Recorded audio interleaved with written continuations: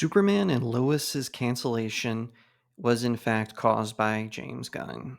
Cause I've been living life right like I could just die any minute. Going for a ride down the side. Hi everyone, my name is Jacob Berry. Welcome to my vidcast Studio Jake, where I talk about all things pop culture.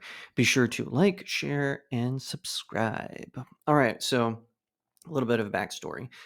Superman and Lois kind of ended with season 4. Now, it did not end on a cliffhanger, fortunately. It was the last show of the Arrowverse. All those other shows have been canceled, and it was the last one standing. And it was a fan favorite. It had really captured the imagination of Superman fans, including myself. I really enjoyed Tyler Hoechlin as Clark Kent Superman. I wasn't a crazy fan of how Lois Lane was portrayed, but I still liked the show. Basically, the concept of it was Superman and Lois, Clark Kent and Lois Lane are married now. They have 2 sons. The sons don't know that Clark is Superman.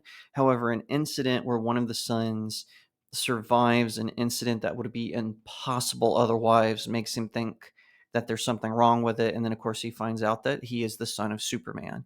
And they introduced a lot of really great characters like Steel, Doomsday, Bizarro, Lex Luthor, famously. And I really appreciated the show had a very good original premise, but it still honored the lore of Superman. Was it perfect? No, but I really enjoyed it and was sad when I heard that the 4th season would be its final one. Now, Hoagland, in an interview, he had said that the show was canceled because James Gunn didn't want to have a rivalry product with his upcoming Superman legacy film. Now, a few people were speculating that maybe this was him just being bitter, perhaps the sell, because Warner Brothers Discovery actually sold the CW, where the show was airing, to Nexstar. Some people were saying, well, maybe this is just Nexstar cleaning house. Maybe they don't want some of the remnants of properties they can't really control around. However, it appears that Tyler Hoechlin was in fact correct. That James Gunn did in fact make sure that the show got canceled. So this is from Bounding into Comics. The CW exec confirms Warner Brothers Discovery forced cancellation of Superman and Lois in order to bump box office hopes of Superman Legacy. A network exec has officially confirmed the CW's previously announced decision to permanently ground Superman and Lois after its 4th season was made in order to avoid its interpretation of Big Blue potentially diverting interest from James Gunn's upcoming Superman Legacy.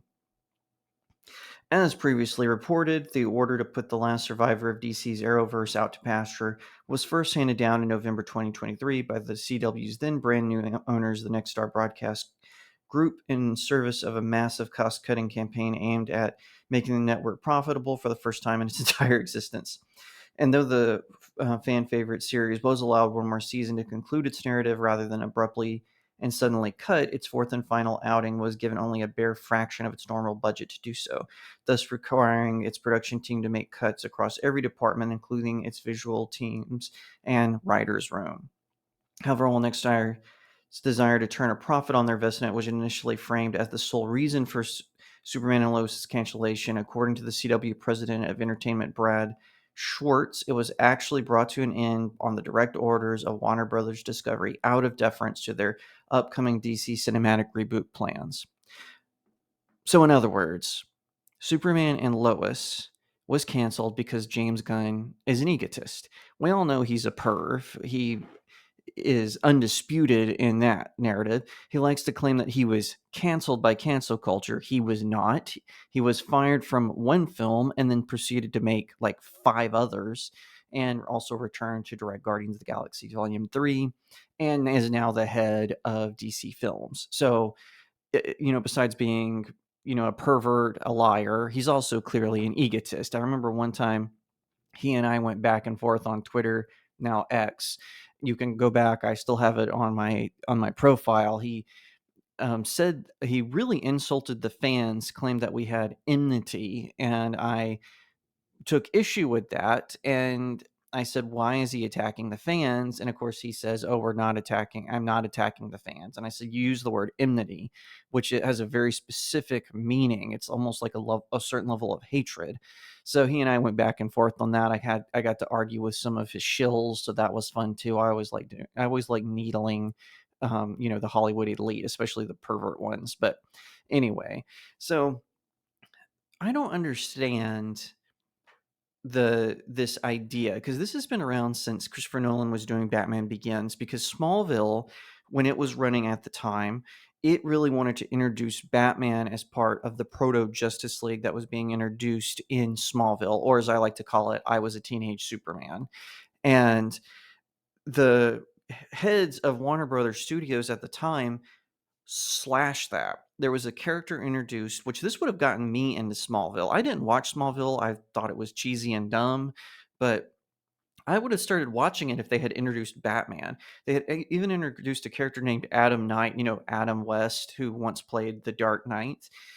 He was supposed to be Batman, but they rewrote his character because of that. In fact, he was going to get a spinoff called Bruce Wayne, which later, of course, they made Gotham, but at a time when there weren't any Batman movies running. But there's this weird thing with Warner Brothers that if there's a TV show, it's going to take away from the film. That is only true if the film is bad. It's just not the case. I don't think that because Smallville was on, that ruined Superman Returns. Superman Returns was just a bad film. And had Smallville succeeded in doing a spin-off, the Bruce Wayne spin-off, then I think that it would not have hurt Batman Begins, especially because Batman Begins, The Dark Knight, and The Dark Knight Rises, yes, I said the third one, are good films. So, in other words, I'm saying this is just an ego run by James Gunn. I think that once again, he is just playing politics and everything. We know that he doesn't like the fans. Oh yeah, he talks a big game and he likes to go to the cons and show up and be all like, "Oh, I love you guys." He despises us, particularly DC fans. Maybe Marvel fans not so much, but he really despises DC fans. I mean, think of the insulting way that he closed the DCEU. He could have just kept that franchise going, especially after getting rid of that leech Zack Snyder. They could have kept that one going, and he could have built on it and made it better, or done a soft reboot with the Apocalypse storyline that was left open. But no, no, no, he's got to have his way, or he's going to throw a little tantrum on X and wah wah wah, and it's just ridiculous. It's just more Hollywood squares, more Hollywood's egos being bruised. It's absolutely ridiculous. And, it's a shame too, because the movies take so long to be made because they make them too expensive and they take too long in, post production in the editing room. Movies like this should take a week to make. Now, I'm exaggerating, it should take longer. I'm just saying you have built-in story arcs, you have built-in lore. Of course, Zack Snyder, took a crap on that and flushed it down the toilet because he's a hack who likes to build off the genius of other people. But James Gunn took it over, even when Walter Hamada took it over, I think they had an opportunity there to get the TV crowd invested in these things. But no, we're going to make Batman look like a serial killer in Titans.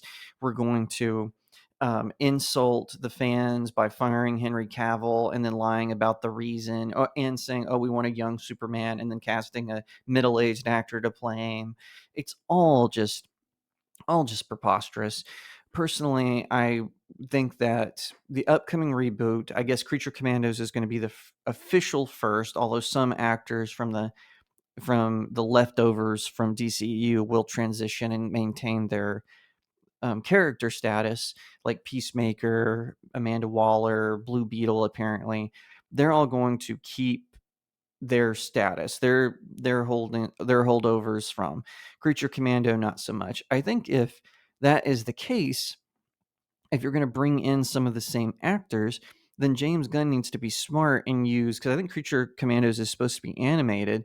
He should use that opportunity to do a reset, like a hard reboot, and that way you can still explain Oh, it's coming over. Now, Walter Hamada, he was just going to let people do whatever they wanted. He actually said it's all spaghetti. That's a direct quote.